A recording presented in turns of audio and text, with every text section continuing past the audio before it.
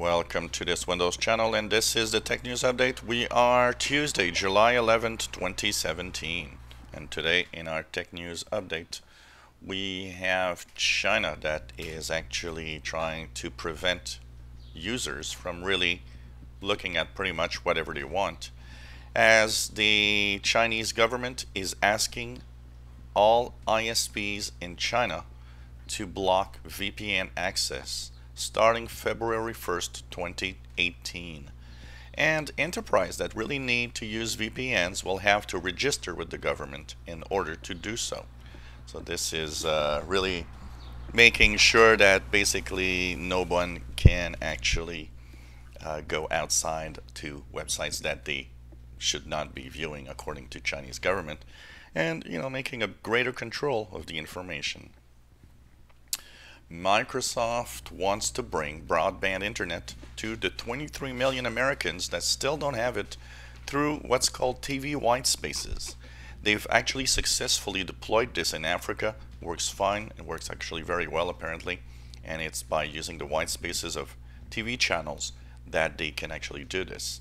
So they say that they want to invest $10 billion in making this project come through, and that would enable, of course, the 23 million Americans that still don't have access to broadband internet to get access through this new way of doing things. So I think this is a great idea. Well, we are of course this week looking at a study that looks at public Wi-Fi and what people do there. So yesterday we were talking about the 1 in 6 users that actually watch porn. Well, in the study they found out that more than 70% of public Wi-Fi users are actually on social media websites most of the time, like Facebook, Twitter, and they say that for a good chunk of that 70%, it's actually the only thing they do. So this is another statistic of how and what did people do on their public Wi-Fis. It's kind of interesting to see that what basically is being done on these Wi-Fi connections. Very interesting. And of course through the week we will continue checking that study and giving little bits here and there of what more information of what people do. Well, a interesting turn of events for a lot of people, that a lot of sellers actually on eBay actually had advanced listings of the Super Nintendo Classic Edition that will come up, and of course it's not on sale yet, so they were just like saying, well, when it's available we will get one to you, and the listings were at very high prices. I've seen some as high as $1,000.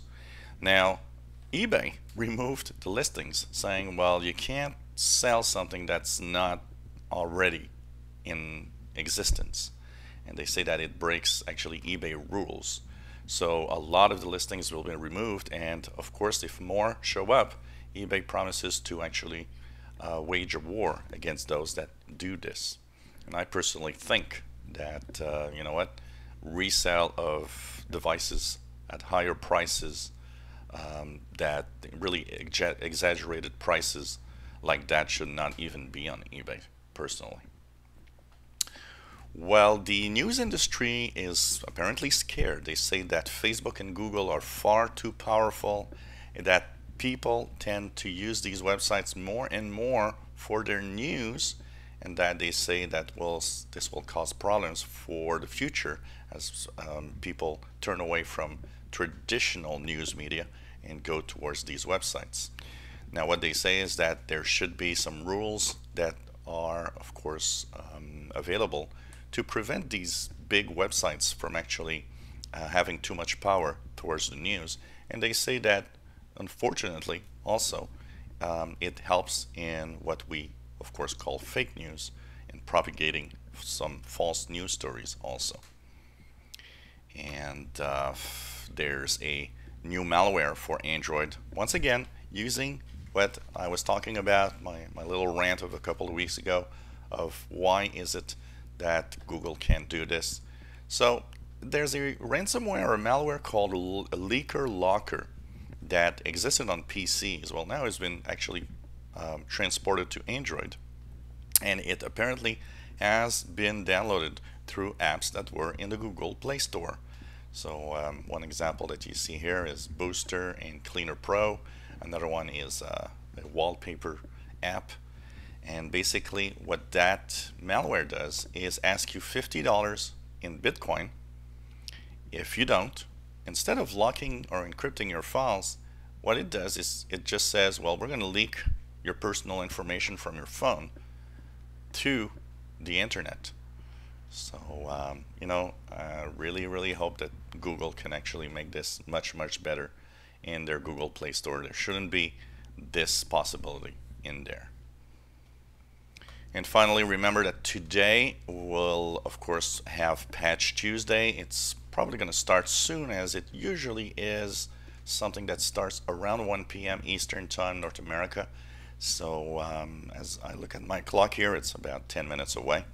So of course, look back into this channel. I will be talking about today's Patch Tuesday updates, and we'll be checking out what it fixes and what it actually, how bad the security updates are today, how many critical updates. So check it out a little later today. We'll have Patch Tuesday available, and look at my video, and I'll be posting so that you know what is actually happening. And so this was a tech news update for Tuesday, July 11th, 2017. If you enjoy our videos, please subscribe, give us thumbs up. If you have any comments, questions, suggestions, let us know. Thank you for watching.